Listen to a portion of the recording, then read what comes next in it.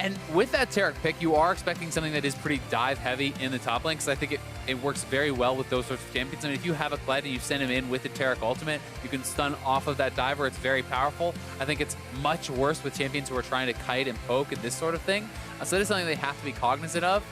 And Gnar is going to be the top lane pick for balls, so they also are going to be looking for something that can work well into that. I do still think that Kled can work, but almost all melee matchups in Gnar have to be played very aggressively, because if you are sitting back, you will be passively worn down, poked out, and Gnar will get the advantage. So if Impact wants to go for one of those melee picks, he has to be willing to go aggressive, to get Contractz up there and try to put that focus on balls. I think something like you've mentioned, Kled or Camille would be picks that do fit into the kind of comp C9 are trying to build, but certainly have to be careful in that 2v2. Jarvan Gnar is pretty potent. And you also have to be careful about the fact that, hey, if you draft too heavily for comp and ignore lanes, and you draft losing lanes or losing 2v2s, then you can't always go to that. So they are actually going to flex the Gragas up top. So this is something where Impact, yes, he should not really win the lane, but he should be able to hold on, he should be able to farm, and he should be relevant, right? Plus, Taric combination with the Rek'Sai is very, very powerful. The Rek'Sai burrows in, especially if you are going for the things like Chilling Smite. It's very easy to set up for the Dazzle, especially in combination with your knockup. So that is a pretty nice combo. I like it. Kind of expecting Contractz to play a bit more aggressive. And this is something I was actually going to mention in the last game, where I think Contractz, especially when he first came onto the scene as a rookie, it's like, you know, it's a young, solo queue-oriented player that came up through Challenger and is now on a pro team. Everyone almost has the same image of this jungler. He is hyper-aggressive and loves to playmake. And we saw that his early Lee Sin games, his Elise all year long. It's kind of the player that you could be excused of pigeonholing into, oh, you're just an aggressive, like, high-tempo jungler. Contract's total champion pool is actually incredibly diverse this split. So it was his first game on Maokai last game, and I think a lot of people are like, oh, like, he's not the type of player to play Maokai, but I actually think he's someone that's very on top of the metagame and deserves some credit there. Yeah, he certainly does. He's just a jungler that likes to win. Yep. I mean, he's playing pretty much whatever is meta, he's playing whatever is best for the team, and that is what you have to respect out of a competitor like him. As you said, first game on Maokai, last game. He has played Kayn, he's played Zac, he's played Jarvan, Rengar, Nunu, Ivern, and like, he's really played a massive variety of champions this split, and certainly does deserve credit for that champion pool, and we'll see what he can get done in game number 2 here with the Rek'Sai. Well, he has played Rek'Sai. The win rate is not too hot, unfortunately, for Contractz, so we'll see if he can break that curse this time around. FlyQuest looking to try and equalize this one and move into game number 3. And kind of see if they can keep that aggression up, and if so, if they can convert it a little cleaner. Because that's been kind of the obvious criticism to level at FlyQuest. Cena on the other side, I mean, I think keeping up with a team like FlyQuest is good. Maybe not, you know, the game that you really want to be playing. You probably want to be smashing even harder or just playing a bit cleaner. But you know what? It was a high-tempo game, C9. They brought the noise. It was a high-tempo game, and they won in about 30 minutes. So I think they're going to be pretty pleased with that, regardless of the skirmishing and the aggressive kill trading and stuff that they had. It might not have been the cleanest game, but it was certainly a resounding victory. But once again, we're back to this scenario where you look at FlyQuest team, you're thinking, okay, AoE team fight, hard engage. You have Jarvan alongside, you know, the Jhin ultimate to set up that engage, and you can actually combo the Gnar ultimate with that Jarvan ultimate, because he creates that terrain for Gnar to actually stun you into. And then when you look over at C9, yes, they can team fight, but someone like Jensen on this LeBlanc is going to be looking much more for small skirmishes, for split pushing, for this style of play. Thankfully for FlyQuest, they will have, you know, Balls, who is pretty strong in the split push as well, who can look to answer and can look to create that own pressure. So we'll see what they do decide to do. Yeah, certainly feels like C9, you know, I feel like, you know, comfortable after game 1, mixing things up quite a bit. Could have taken the Syndra again, but didn't want to. Instead, going to opt for this LeBlanc. Looks like a blue shot there for Moon. Contractz on the Raptors. Ball's going to, sorry, Impact, excuse me, going to move back towards the top lane. So we'll see where these junglers do go next. And probably a good idea to keep the camera down here in bot lane, because I'm expecting even continued aggression here. That's certainly the case, but I think this one is going to be not quite as crazy. I mean, it's Thresh versus Blitz was what we had last game, and it ended up being so aggressive. This is a lane with the Karma where you can try to poke out, you know, Smoothie, poke out Sneaky, but you can see the more defensive options that have actually been chosen here by Smoothie. He goes Wind Speakers, he goes Coin, so he's going to be able to kind of play this more passive style. where he is getting extra mana back from the coins that spawn. He's going to be able to kind of heal up and just try to play this as more of a farm lane since he's going into a Karma and doesn't necessarily want to brawl. You can see prepping those minions. No target to help execute, but easy enough here. Sneaking the last hit under the turret. And Moon actually checking the blue buff. Does not see Rek'Sai, so Contractz, as we can see, has fully cleared that top side of the map. So some information there for Fly. We'll see where Contractz does go next. Looks like dipping mid. Yeah, he is looking over for High. High is playing to the bot side, but if the chain lands, it could be tough for him. Chain's already landed. The root attack on the other end as well. Contractz with the flash on Burrow. High gonna get chased down by a red buff Rek'Sai. That feels bad. First blood to Jensen. Yeah, too late on the flash there for High. The chain had already connected. He was not able to break it, and once that chain landed, it was lights out. As the trading does commence in the bot side. Fourth shot lining up, but not used yet by Turtle. Gonna have to burn on a minion soon enough. Getting some poke on a sneaky though. Looks like Smoothie able to keep Caitlyn nice and healthy as we watch this one again. Now, Jensen needed to land the chain for this gank to work out. If he lands it, it's pretty much a guaranteed kill. And High waiting quite a long time. He flashes as it actually connects. So Contractz is able to flash in and be able to follow that up. But it's tough for High because Jensen was point blank with the chain. So even if he flashed earlier, maybe he would not have had enough distance to actually break that. Either way, well executed gank there for C9. And the fact that first blood goes over to Jensen is exactly what they want. And that is one of the things, and I think the big reason to me is why Jensen's LeBlanc is so threatening, because the gank assist is insane. If you can land the chain, it's really powerful. And the fact that High is double combat summoners, has to use both of them, still dies. Jensen is playing TP LeBlanc, right? He's playing for the split push, playing for that later game. He doesn't have to use anything. Going to even be able to just walk back to lane with that first blood gold, and he's in a great position right now. Yep, Contractz also continues 100% first blood participation with his team. So kind of see where all the action goes as Dazzle on the bot lane, but Smoothie already a little too low. Gonna get rooted, but gets the shields up just in time. Bit of healing coming through, but again, the FlyQuest duo playing very aggressive and effectively in this 2v2. Yeah, they certainly are. Turtle, he is on the Doran's ring, remember, so he has double potion. I think he just used his one potion, and we have been seeing more and more of this kind of AP Jhin start. Some players are actually going for AP blues as well to just really up the damage on their Q and make kind of that last hitting, the bouncing easier. Plus, obviously, they are trying to do it also for the additional mana regen to be able to kind of spam out and push in. So it is a pretty effective start, has gained a lot of popularity. Good jump there from Balls, but Impact out of mana, so it looks like he's going to go back to base anyway. Paul's just waiting for the wave. He's probably going to try and cancel this one, and Impact, yeah, a little too greedy on that recall spot.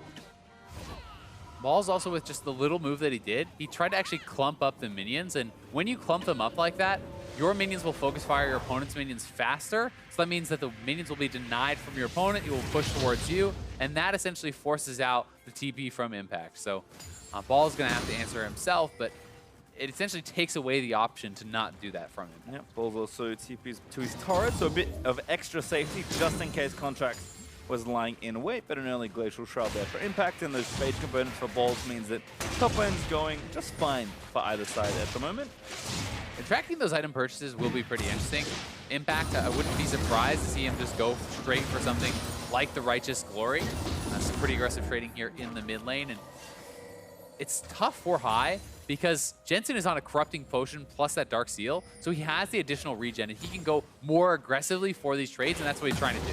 Shockwave actually onto Jensen, but Smoothie's here in the mid lane. Contractz also coming in for a revisit, and he gets the next kill. Smoothie with the flash dazzle stun there, so well done. 3-man collapse coming in. High with no summoners, no chance for him to really escape that one, and that was set up very well by Jensen and his aggressive trading, so excellent early game here from Cloud9. Yeah, Impact also keeping Gnar away. Ball's trying to trade, but a good body slam. Able to keep most of that damage off for now. And Impact's real goal here is just farm. If you can keep the experience even, if you can keep the farm even, you don't have to kill this guy, you don't have to pressure the turret. Here is the play again. High already relatively low. You can see Contractz coming over the wall. Smoothie looking for the stun, flashes in to secure that, making sure there's no way out there for High. Nice play and a good roam from Smoothie. Once again, that trio for C9 continuing to apply pressure in the mid lane. And you can see the priority on upgrading this Nomad's Medallion. This is something that's used to be pretty atypical in pro play for supports to upgrade their gold generation item early on. But because the Nomad's Medallion gives you so much gold, I mean 40 gold for every single coin that actually drops, it's really worth getting it on that early base, even in pro play. And this is something that I certainly recommend you do for your solo queue games, because the amount of generation it actually gives you is insane. Like, you can have thousands of gold from this item easily in the course of a game. Just pick up those little coins, and there you go. 40 gold as Smoothie picks up one. Dazzle lands onto the Lemon. No follow-up, though, with a potential trap.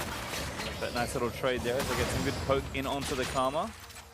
But again, there's going to be a pretty heavy amount of farming here in that bot side. Looks like total at least starting with a serrated Dirk, so I'm expecting one lethality item and that BF Sword for Sneaky, nice and standard as well. We've seen some Dust Blades, but mostly Ghost Blades into standard Jhin builds, so kind of curious to see what Total wants to do here. And I think, given the C9 frontline, he's probably going to go a more traditional build. Yeah, you would expect so. Though Rek'Sai is going Warrior, so he's not going to be like super tanky for a while, so there could be some merit to actually going for the lethality build. We'll see what he decides to do, but definitely wouldn't be surprised to see something like Ghost Blade into IE Rapid Fire. That's what we'll go to. Moon's here, Jensen trying to play it safe, but it's a 2v2 as Contractz also here. In fact, he's going to start by knocking up Moon. Jensen trying to get an angle. Oh, long range Q lands, but look not at able the to follow chunk up. damage. I mean, Contractz with the early Warrior did so much damage there. Ooh, Dazzle lines up just barely, but the root does finish onto the Taric Smoothie low. As Jensen backing onto high, going to miss that chain. Just going to keep going. Yep, does get the double Q as high just keeps getting chunked. Shades of old LeBlanc, Azael. I mean, you just keep trading nonstop. High doesn't even have a refillable potion, let alone the corrupting, so he's always going to fall behind. Execution, Lemonnation, flash, but Contractz going to follow Ace in the hole. Not needed. Contractz able to get the kill. Total tried to block, but now he's in danger of getting dove. Bastion in onto Contractz as Exhaust comes in for Smoothie. Total flashes, but he's going to get stunned. An easy double dive there for C9. So well done there by C9. Starting with the chunk on Moon at mid lane. Contractz knows that Moon had to go back to base after that, so he can go to the bot side. He can play aggressively, knowing that there's not really much chance of Moon being there and being able to fight. And that was really well done, again, by Cloud9. And Jensen is carving out a pretty big advantage mid lane. It's very hard for High. He's actually having to spend a lot of gold on these potions. And Mana even again expends the shockwave to chunk down Jensen, who's probably going to have to play with a bit more respect at this point. I mean, well done by High. Is coming no, so maybe not. Another 3v1 in mid lane. High's going to try and get out of here. He does have two sums. He can retreat up to the top side. Oh, Pyro Dazzle was nuts! Hi, goodbye. Jensen with a snipe. Oh, Jensen even able to dip in and pick up that kill. The three-man squad making another return. Has to be so frustrating for High, who despite these disadvantages had actually fought back and traded very well in the mid lane, maybe in a position where it could stabilize, but again, Smoothie and Contractz show up, put Jensen ahead, and Cloud9 is just getting so much done with these attacks on the mid lane. Yep, 20 CS up for Jensen, actually 25 in the lane right now. He's got 1,000 gold plus on High as far as total gold leads go, and Contractz has done so much hard work in this game, starting with that first blood kill to continue his 100% participation, now 3-0-2, and you can kind of tell why he wanted to get a bit more aggressive with his item build. Definitely so, and we'll see if he actually does decide to continue building aggressively, like going to something like a Black Cleaver, and that's likely going to be the case here as the Fade just picked up. I think it makes a lot of sense, as he is already snowballing and can be a really big damage threat for quite some time if you go into the second damage item. Well, certainly mid and jungle looking good for C9, and they're up a huge amount of gold, actually. Honestly, everything's looking good. Yeah. I mean, Impact is holding pretty even in the top lane, has his Righteous Glory completed, so we talked about his job is really just stay even. So you can check that off. Mid lane's going very well. Jungle is ahead. Bot lane is doing well. Everything is going C9's way right now. Yep, Jensen still getting chunked high. I mean, to his credit, is playing aggressively. Moon also back behind the lane, trying to get something done, but Jensen is going to drink his potion, take his blue, and surprise, surprise, Contractz and Smoothie are back near mid lane. So Jensen, though, he's going to commit for this blue. Contractz going to tunnel back over. And that should be the buff delivered over. Jensen still pretty healthy with all those potion charges, actually scooping up the wave. Contractz doing extra special nice jungle leafers today. Yeah, Jensen not going to be able to get that buff just yet, but we'll go back now, and Contractz very nicely holding for him. I was actually just trying to start the Grump as well. Do not do this to your junglers in solo queue. That is about as tilting as it gets. It's like, no, just hold it there for me, bro. I got to go get this mid lane wave real quick. I will take that blue buff 100 times out of 100. Didn't even have like a Cinder Hulk to help burn out some neutral damage. Just to actually sit there holding S on the keyboard. Yeah, feels bad. Contractz, though, I mean, he's off to a pretty good start, so maybe happy to donate some additional time to Jensen as the Ocean Drake over to Cloud9. If the laning phase wasn't going well already, it's gonna be made even easier as Smoothie caught. But pretty tanky on the Taric and plenty of cooldown to burn just in case, but just walks out pretty slowly back towards Sneaky. Yeah, that early Ocean is actually very effective. And when you're thinking, hey, Jensen's going to want to be in a side lane, split pushing, he's getting poked out by High, that could be very effective. And now, it's a 4-man squad down here. They're looking to set up the dive. Lemon, if he gets caught by this chain, probably going down. Might not matter, that damage is huge! Does go down to Jensen, the last Q weaves in. It's just too easy right now for C9. Yeah, no flash out there from Lemon. I guess just thought he was going down despite the fact that he had the summoner available, accepts his death, and C9 going to be pushing, looking to get some damage down on this turret. You can see Impact even roaming down to mid lane now, perhaps looking to make another play on High, who has just been the target of Cloud9 this whole game long. Turtle on a trap, takes a big chunk there from Sneaky, who's going to pressure down this turret. Lemon returning back from base. Moon is still here in the bot lane as well, helping clear out. Sneaky, taking a few too many turret hits, but Contractz back. Contractz looking. Another dazzle lined up. The flash route is going to find Turtle. He just needs a little bit more. The ultimate from Contractz is enough, and just deal with it. As all the flash does catch Moon, but no follow-up there for C9. Jensen, no back down. Flashes Gunblades onto Lemonnation. But Lemon's going to get out, burns the flash this time. Yeah, they do get their support out this time, but they lose WildTurtle. The turret will certainly be going down, you have to think. And they are moving back towards mid lane, so Jensen will be able to pick up the wave. The red buff is being stolen away here by Contractz, and this is such a tough game to come back from for FlyQuest. And there's Sneaky with the turret. Cast a creep just around long enough. Sneaky grabs that last auto. Solo go for Sneaky. And 5,500 gold up for Cloud9. So watch this one again. And here's the play again. They know they can go super aggressive because the Taric ultimate is available. Contractz simply waits till the summoner is used and then utilizes his ultimate to follow. Jensen looking for the play here. Perhaps thought Lemon didn't have his flash because he didn't use it on the previous one. But this one is respected and flashed away from there by Lemon as Jensen got a solo kill. Ouch. I mean, always a rough one, but I mean, Jensen had 3 kills already from not one, but 2 different people roaming to his lane. So, I mean, it sucks for High, but you can't really blame him at this point. No, I mean, there's been so much attention on High. The roams have not really been matched. Here it is again. Look at that damage. He just gets deleted. Not really even much chance to actually use those summoners at all. Once the chain landed, he pretty much died 100-0. Yep. Ouch. And it's only going to get worse. I mean, that Gunblade's finished. Jensen going to swiftly move towards item number 2. And High with no real defenses to speak of just yet. Just with that Morello finished. And Cloud9 playing it very intelligently. Rotate the bot lane to top. You already took that turret. Have Impact simply continue to hold on the bot side as he has been doing. Yes, he is down on farm, but that is okay in this situation when you're winning on the rest of the map. So Jensen, you know, is going to be very, very strong there. They're going to be sieging topside. And really everything is going according to plan for Cloud9. And FlyQuest, you have to feel like you're getting a little bit towards the desperation time.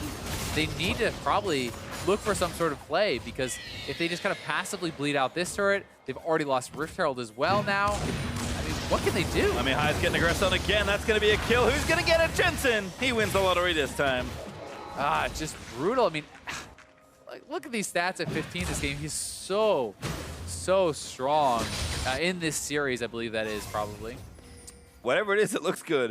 And these are the kind of stats Jensen has been putting up all split long as he's looking to aggress onto this turret. WildTurtle's getting 1v1 by Contractz. Contractz does have his ult if he doesn't need it. Actually just goes ahead and donates it back over to Jensen for kill number 6. Cloud9 are rapidly approaching a perfect game. I mean, at this point, you're starting to feel a little bit bad for FlyQuest as, I mean, they're diving almost the inhibitor turret. Oh my god, goodbye Lemonnation.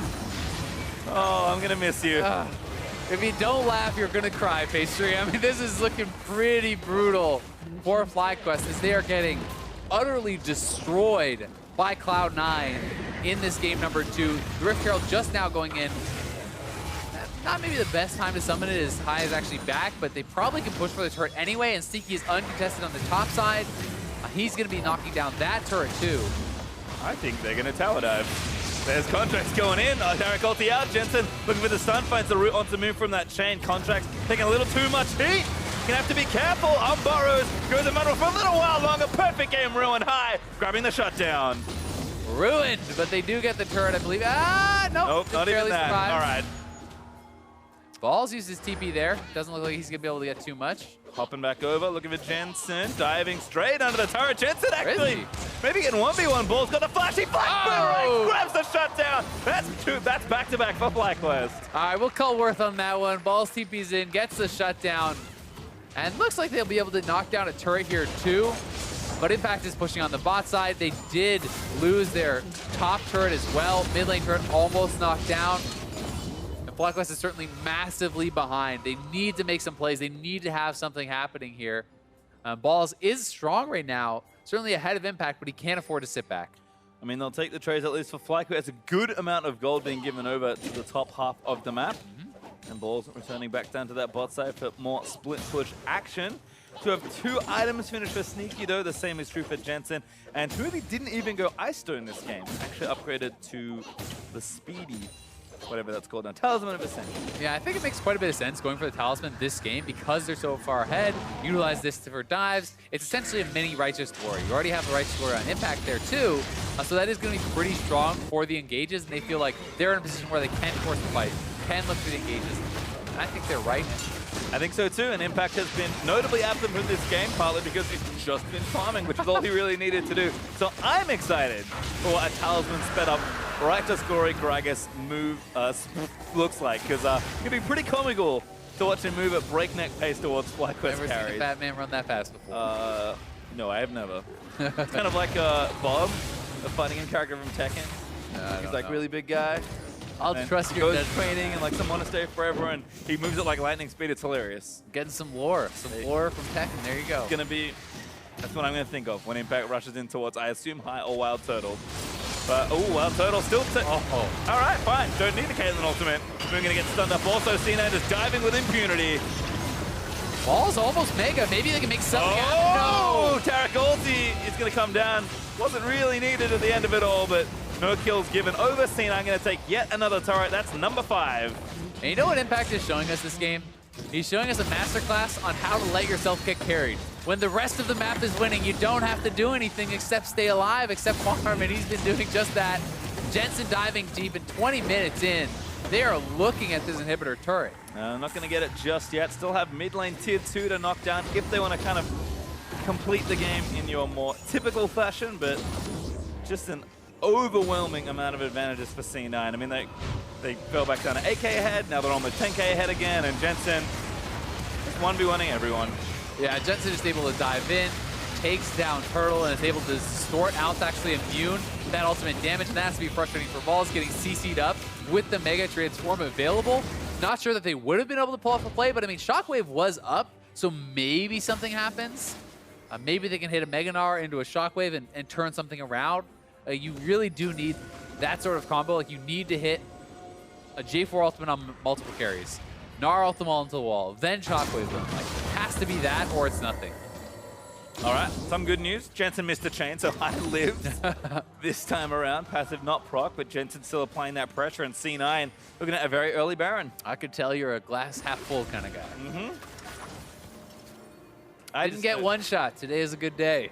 I mean, given what has transpired over the course of this game, I think that is certainly a victory for High. But C9 onto that Baron. FlyQuest will know, but they're going to try and force something, and C9 is going to take Jhin ult. Moon's going to try and get in there. Oh, not going to get the steal. That means Moon is going to sacrifice himself for the attempt. Jensen follows through, finds one to get, but a good shockwave from High might turn it back around. Taric still dishing out heals as Contractz looking to assassinate Orianna. Attempt successful. Ball still caught up. Finally, Megazzy crunches away, but Impact looking to follow up. Might have a play in mind. Body slam does land in after the flash. Sneaky able to take down Balls for that one. And Contractz is daring Turtle to come fight him. I mean, Contractz is comically strong. He is 4,000 gold ahead of Moon individually. Like, that is absurd. As Cloud9. Oh no, Turtle, not like this. Impact. Actually, it's Jensen gonna TP in for yet another kill. Just gonna collect again some more freebies. Goodbye. I like how Smoothie heals him before the TP goes through so he can pick up the assist. True KDA player there from Smoothie. We found it. It wasn't Jensen, it was Smoothie all along. Smoothie all along. As the Nexus turret's now under threat. This game has gotten well out of hand. C9 are going to end it very quickly, not even 23 minutes in, and this one's looking to come to a close. Yeah, I think they're going to be able to close this one out. Turtle is down. We'll see if they want to go that crazy forward, and they're deciding to make a safer call.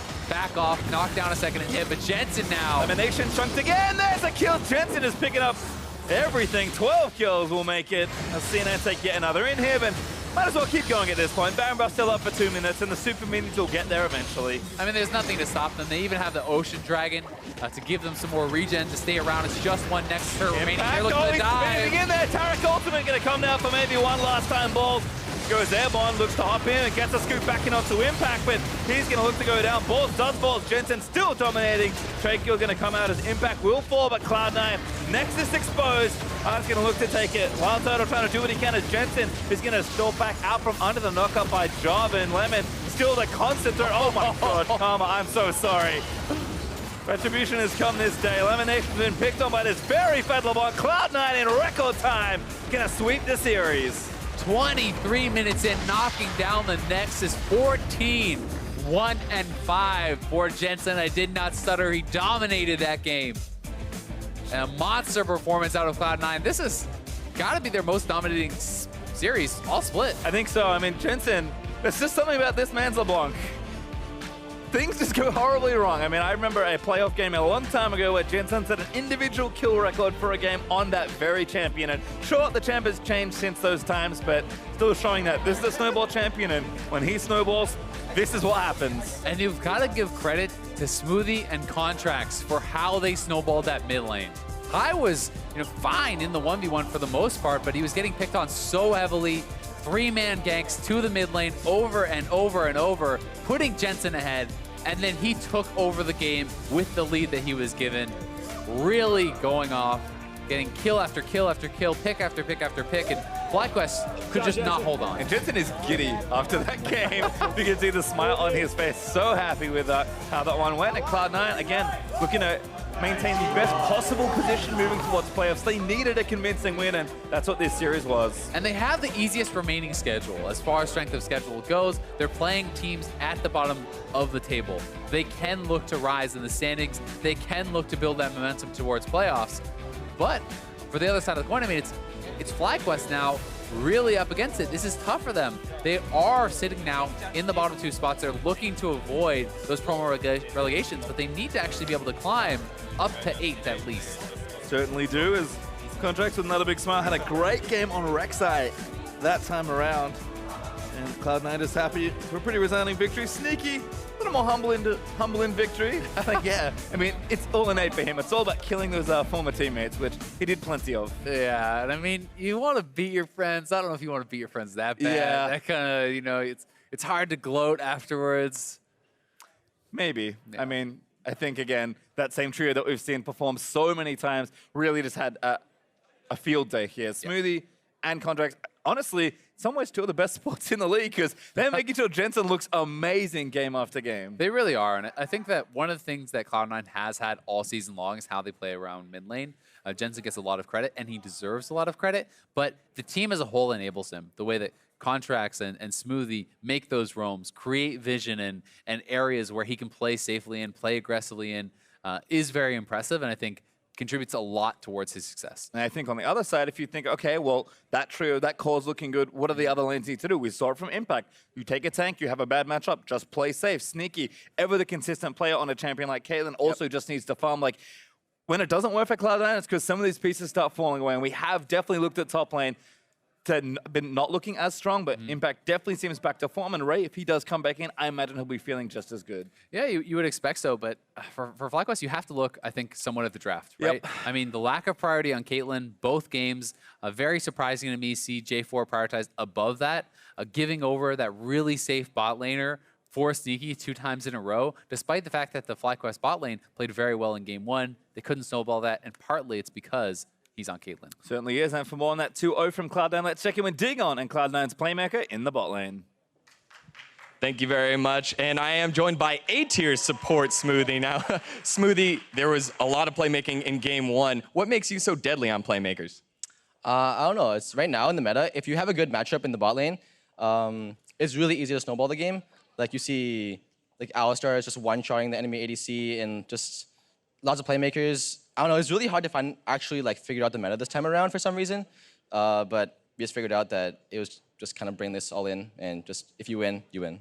For your career, change is a constant, whether it was the different team that you're on, the type of player that you've been, and you found something now that seems to put you at the top. What makes you so great at adapting to whatever's necessary for your team? Honestly, I don't know. I'm not really like amazing or anything. I do what my team needs me to do, and if I need to play this one champion, then I learn that like really fast after like a day or two of solo queue.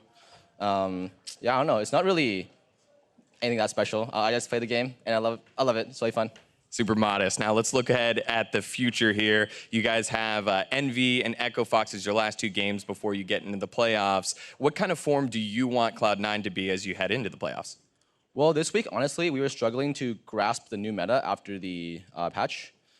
Hopefully, we like know 100% what we want to pick and stuff for next week. Like for example, the first game against TL, we were kind of like question mark on what we had to pick. We picked like 3 or 2 split pushers and like Tristana, who also wants to like kind of split push.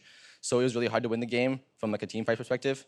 But yeah, hopefully going to next week, we can figure our stuff out and win the games. Well, this week was definitely good for you. 2-0 week with Smoothie. Thank you so much for the interview. Let's go ahead and send it over to Dash and Mark for more. Thank you very much, Degon. Cloud9, I mean, stomping 2-0 here, especially this second game, right? We had a high kill count in the first game, high kill count in the second game. Second game was just a heck of a lot more one-sided. Yeah, all the kills were mostly on one side. For a while, it looked like they're going to perfect game. A little bit of a mishap, but otherwise, still just a very dominating performance out of C9. You heard Azael talk about it. One thing that C9 has had this entire season long is that focus around the mid lane and the ability to play around Jensen here very early on, collapsing to the mid lane and starting to get that LeBlanc pick rolling. Yeah, really weird timing there. We did a full topside clear, something you don't see that much, and then didn't reset and go bottom, actually just ganked it. So that was a bit peculiar, but then Contractz didn't let up, roam mid with Smoothie later, gets pickoffs in the own jungle just by having that kind of advantage and going for invades, and then setting up a dive. Him and Smoothie comboed together super well this game overall to secure a number of kills. Yeah, very much so. I mean, Contractz had 100% kill participation for a large portion of the game. Of course, once Jensen got to a state where he could just solo people out, you started to see the kill participation, widen for the entire team just because they couldn't keep up with him. And of course, to see the damage numbers there as well coming out of Jensen. But I think we have to give a nod to Contractz, and he will be receiving Player of the Game for enabling that LeBlanc pick. That's one of the things that when you look back at this game and you just look at the scoreboard, you're probably like, well, how the hell did Contractz get it over Jensen? But the reality is that LeBlanc gets this level of agency when she gets ahead where no one can touch her, no one can handle her, you can put her in a side lane, and she just wins the game. Right. And she got to that point because of Contractz' play in the early game. And yes, at a certain point, who can not only, stop LeBlanc, but who can even keep up with her on her own team? Right. She goes from mid lane, hops 2 walls, blows somebody up, runs down bot lane, does the same thing. After a certain point, you're like, all right, I just can't follow that. Right, he's running TP too. So, all right, he himself has that global opportunity to be anywhere he wants at any given moment. Outside of how quick pace and how dominant both Contractz and Jensen were this game, I know you have still some concerns around FlyQuest's approach to champion select and the fact that we still ended up with a Caitlyn on the red side of the map. It's something that a lot of teams seem to be struggling with in the meta. You even heard Smoothie saying even though they won, they weren't super clean in the TL game that they had yesterday. And this time around, they give the Caitlyn first pick away. They end up giving away a LeBlanc as well. And then since they had taken the Orianna away early, C9 didn't even need to use their bans on their second rotation on other mid laners, which is usually the case when you last pick that LeBlanc on red side. Right. So there's a number of things at play here where they just keep ending up with these kind of weak drafts overall. They ban out Thresh, and Smoothie's a great Taric, and even though you're maybe delaying some of his early game playmaking, he can still run wild on the Taric pick. I mean, so here we have, to me, a really sweet contrast, across the two games in where C9 finds success. Yes, they're still capable of winning scrappy games that aren't necessarily played around the mid lane, right? We saw a lot of that develop around the bot lane in game one.